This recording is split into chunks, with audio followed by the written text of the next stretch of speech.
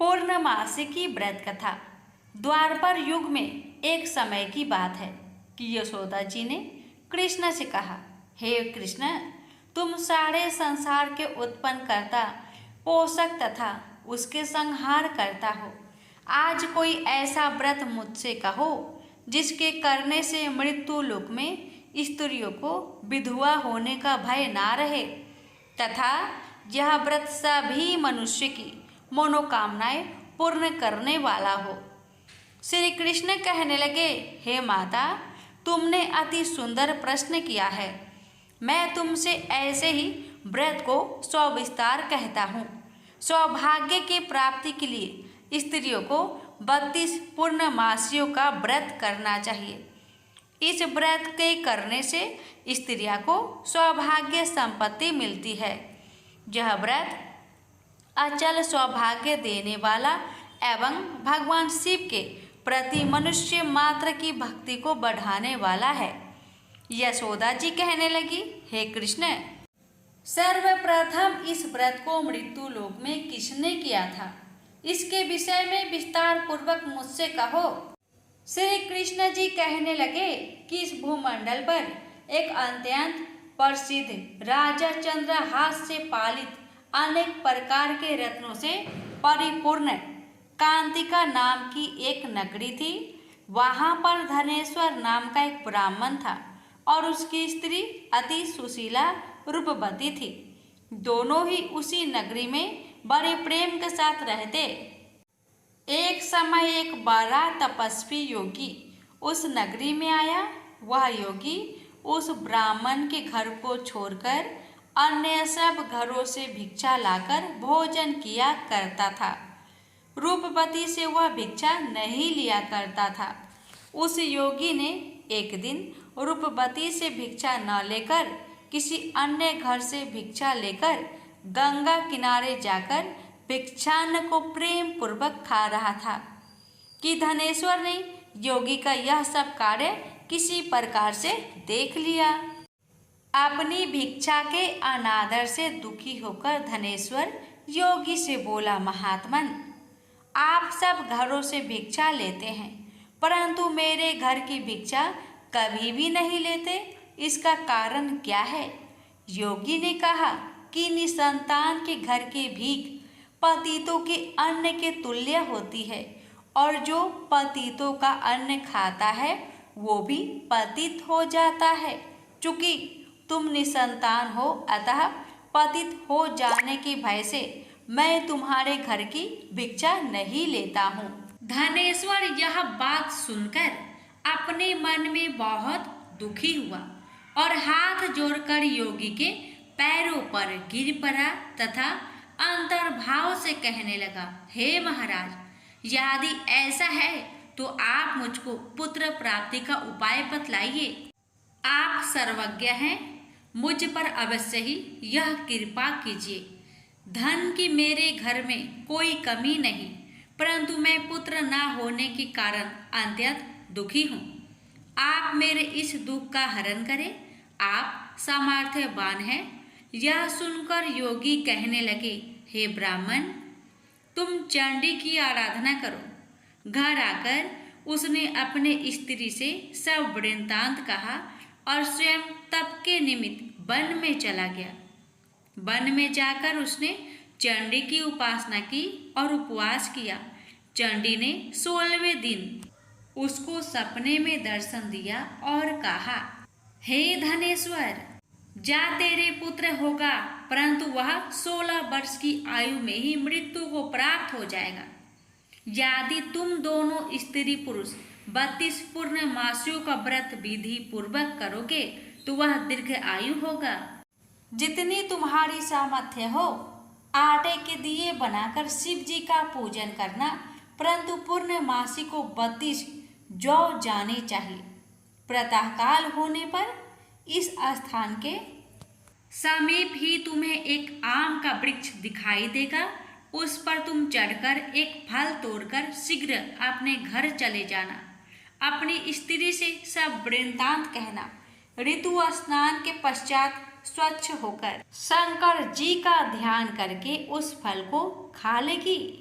तब शंकर भगवान की कृपा से उसको गर्भ हो जाएगा।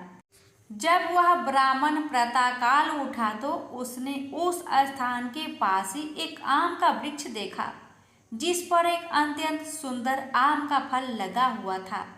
उस ब्राह्मण ने उस आम के वृक्ष पर चढ़कर उस फल को तोड़ने का प्रयत्न किया, परंतु वृक्ष पर कई प्रकार प्रयत्न करने पर भी वह ना चढ़ पाया। तब तो उस ब्राह्मण को बहुत चिंता हुई और विघ्न विनाशक गणेश जी की वंदना करने लगा।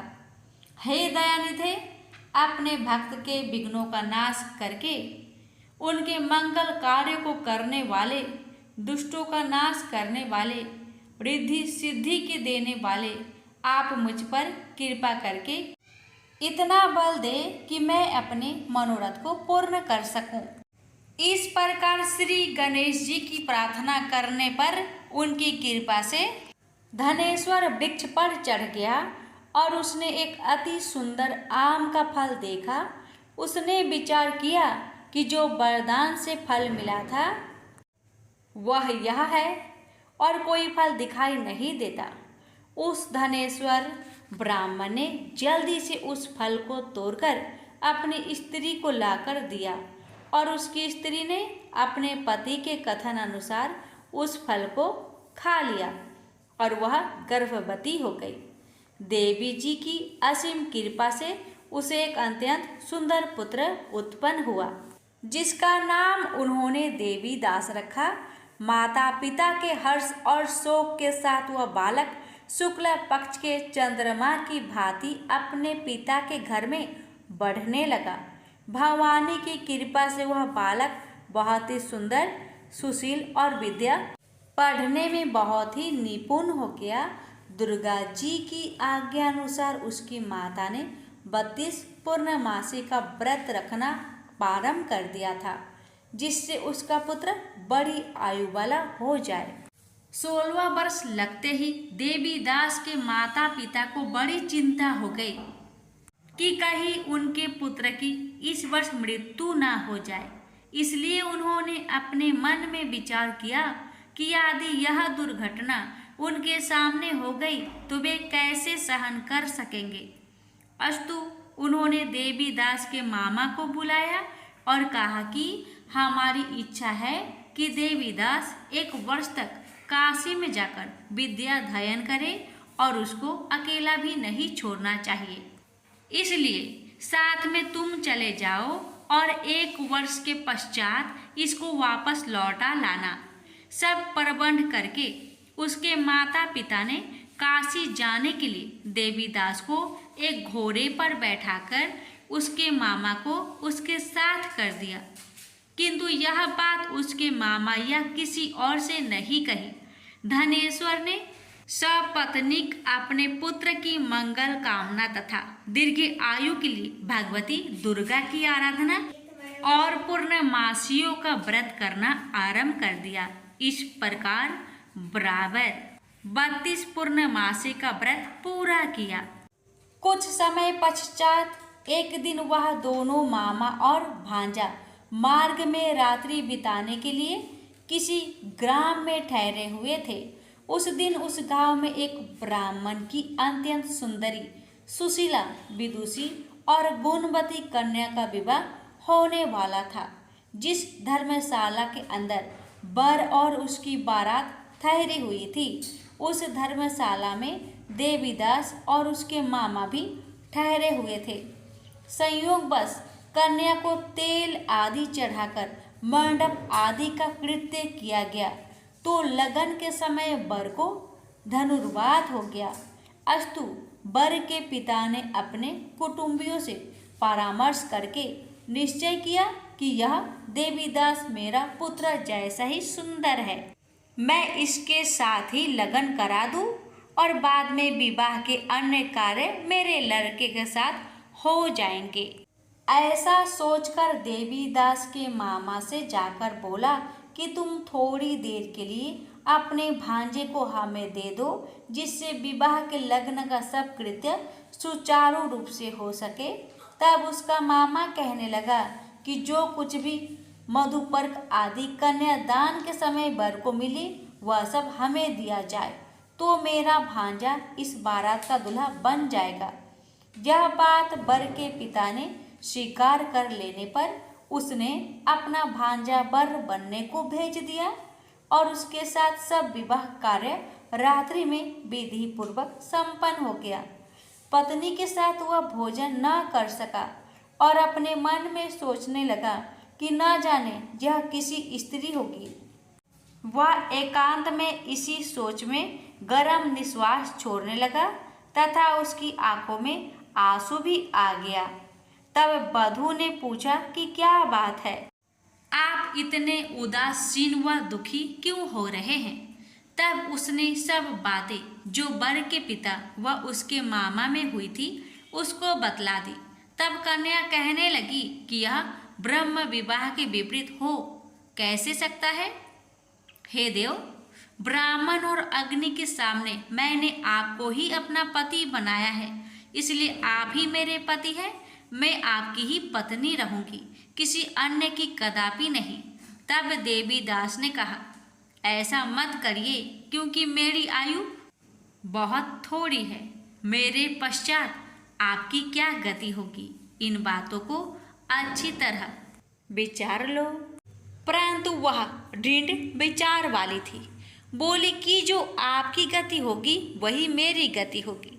हे स्वामी, आप उठिए और भोजन करिए, आप निश्चय ही भूखे होंगे। इसके बाद देवीदास और उसकी पत्नी दोनों ने भोजन किया तथा शेष रात्रि वे सोते रहे। प्रातःकाल देवीदास ने अपनी पत्नी को 3 नगों से जड़ी हुई एक अंगूठी दी, एक रुमाल दिया और बोला, हे प्रिय, इसे लो और संकेत समझकर स्थिर चित हो जाओ। मेरा मरण और जीवन जानने के लिए एक पुष्प वाटिका बना लो, उसमें सुगंधी वाली एक नौ मल्लिका लगा लो, उसको प्रतिदिन जल से सींचा करो और आनंद के साथ खेलो कूदो तथा उत्सव मनाओ। जिस समय और जिस दिन मेरा प्रांत होगा ये फूल सूख जाएंगे और जब ये फिर हरे हो जाए तो जान लेना कि मैं जीवित हूँ। यह बात निश्चय करके समझ लेना, इसमें कोई संचय नहीं है। यह समझाकर वह चला गया। प्रातःकाल होते ही वहां पर गाजे बाजे बजने लगे और जिस समय विवाह के कार्य समाप्त करने के लिए वर तथा सब बाराती मंडप में आए तो कन्या ने वर को भली प्रकार से देखकर अपने पिता से कहा, यह मेरा पति नहीं है। मेरा पति वही है जिसके साथ रात्रि में मेरा पानी ग्रहण हुआ था। इसके साथ मेरा विवाह नहीं हुआ है। यदि यह वही है तो बताए कि मैंने इसको क्या किया। मधुपर्क और कन्यादान के समय जो मैंने भूषण आदि दिए थे उन्हें दिखाए तथा रात में मैंने क्या गुप्त बातें कही थी वह सब सुनाए। पिता ने उसके कथन अनुसार वर को बुलाया। कन्या की यह सब बातें सुनकर वह कहने लगा कि मैं कुछ नहीं जानता। इसके पश्चात लज्जित होकर वह अपना सा मुंह लेकर चला गया और सारी बारात भी अपमानित होकर वहां से लौट गई। भगवान श्री कृष्ण बोले, हे माता, इस प्रकार देवीदास काशी विद्याध्ययन के लिए चला गया। जब कुछ समय बीत गया तो काल से प्रेरित होकर एक सर्प रात्रि के समय उसको डसने के लिए वहां पर आया। उस विषधर के प्रभाव से उसके शयन के स्थान चारों ओर से विष की ज्वाला से बेसैला हो गया, परंतु व्रतराज के प्रभाव से उसको काटने न पाया, क्योंकि पहले ही उसकी माता ने 32 पूर्णिमा का व्रत कर रखा था। इसके बाद वह मध्या के समय स्वयं काल वहां पर आया और उसके शरीर से उसके प्राणों को निकालने का प्रयत्न करने लगा, जिससे वह मूर्छित होकर पृथ्वी पर गिर पड़ा। भगवान की कृपा से उसी समय पार्वती जी के साथ श्री शंकर जी वहां पर आ गए। उसको मूर्छित दशा में देखकर पार्वती जी ने भगवान शंकर से प्रार्थना की कि हे महाराज, इस बालक की माता ने पहले 32 पूर्णिमा का व्रत किया था, जिसके प्रभाव से हे भगवान आप इसको प्राण दान दे। भवानी के कहने पर भक्त वत्सल भगवान श्री शिव जी ने उसको प्राण दान दे दिया। इस व्रत के प्रभाव से काल को भी पीछे हटना पड़ा और देवीदास स्वस्थ होकर बैठ गया। उधर उसकी स्त्री उसके काल की प्रतीक्षा किया करती थी। जब उसने देखा कि उस पुष्प वाटिका में पत्र पुष्प कुछ भी नहीं रहे तो उसको बड़ा आश्चर्य हुआ, और जब वह वैसे ही हरी भरी हो गई तो वह जान गई कि वह जीवित हो गए हैं। यह देखकर वह बहुत प्रसन्न मन से अपने पिता के कहने लगी कि पिताजी, मेरे पति जीवित है, आप उनको ढूंढिए। जब 16वां वर्ष व्यतीत हो गया तो देवीदास भी अपने मामा के साथ काशी से चल दिया। इधर उसे ससुर उसको ढूंढने के लिए अपने घर से जाने वाले ही थे कि वह दोनों मामा भांजा वहां पर आ गए। उसको आया देखकर उसका ससुर बड़ी प्रसन्नता के साथ अपने घर में ले गया। उस समय नगर के निवासी भी वहां इकट्ठे हो गए और सबने निश्चय किया कि अवश्य ही इसी बालक के साथ इस कन्या का विवाह हुआ था। उस बालक को जब कन्या ने देखा तो पहचान लिया और कहा कि ये तो वही है जो संकेत करके गया था।